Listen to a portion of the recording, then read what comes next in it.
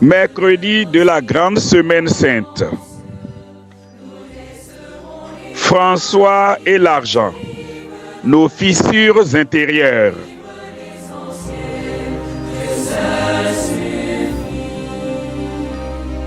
François d'Assise avait une méfiance radicale à l'égard de l'argent.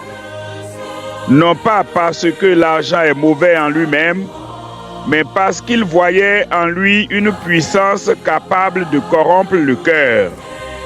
Un jour, un frère trouva quelques pièces et les conserva en secret. Lorsqu'il l'apprit, François fut profondément attristé.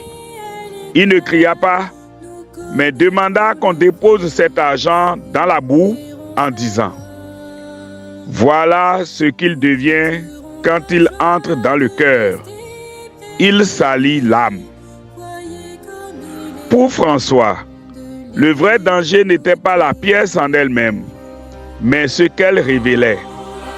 Un attachement caché, une fissure intérieure, un cœur qui commence à préférer autre chose à Dieu. Il savait que la trahison ne naît pas d'un coup. Elle commence toujours par un consentement discret.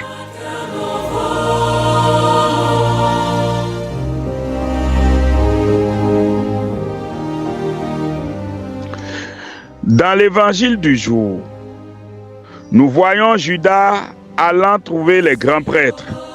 « Que voulez-vous me donner si je vous le livre ?» Ils lui donnèrent 30 pièces d'argent. Tout est dit dans cette question. Judas ne trahit pas dans un moment de folie soudaine.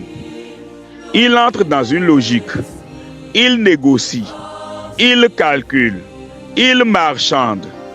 Il met un prix sur la relation avec Jésus. Et pourtant, Judas avait été choisi. Il avait marché avec le Christ, entendu sa parole, vu ses miracles. Mais quelque chose en lui s'est peu à peu fermé. Peut-être un attachement, une déception, une incompréhension qui n'a pas été offerte, mais gardée dans le secret du cœur.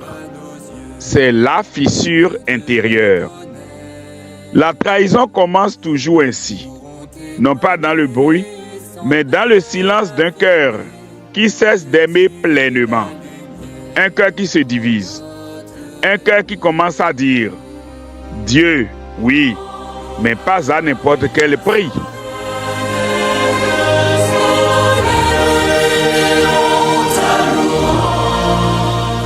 Ce mystère est redoutablement actuel, car nous ne vendons pas Jésus pour 30 pièces. Mais nous le négocions souvent à notre manière. Chaque fois que nous faisons passer nos intérêts avant la vérité, chaque fois que nous acceptons un compromis intérieur en sachant que ce n'est pas juste, chaque fois que nous gardons un attachement que nous refusons de remettre à Dieu, quelque chose en nous commence à se fissurer. Nous pensons maîtriser. Nous pensons pouvoir nous arrêter à temps, mais le cœur s'habitue, il se durcit. Et un jour, sans même s'en rendre compte, on peut se retrouver loin et très loin, jusqu'à vendre son Dieu. L'écologie du cœur demande ici une vigilance radicale. Ne rien laisser s'installer dans le secret qui ne soit pas éclairé par Dieu. Ne pas négocier avec la vérité. Car ce ne sont pas les grandes chutes qui perdent l'homme, mais les petites infidélités répétées qui finissent par obscurcir tout le cœur. Nous pourrons témoigner sans peur affirmer que tu es la lumière. Prions. Seigneur Jésus, toi qui as été vendu pour quelques pièces, viens éclairer les zones d'ombre de mon cœur.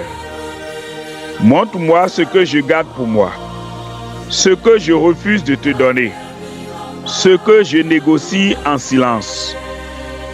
Délivre-moi des attachements qui m'éloignent de toi. Donne-moi un cœur unifié, vrai, entièrement tourné vers toi. Par l'intercession de François d'Assise, apprends-moi à aimer sans partage, à choisir la vérité sans compromis et à rester fidèle même dans les petits combats cachés. Amen.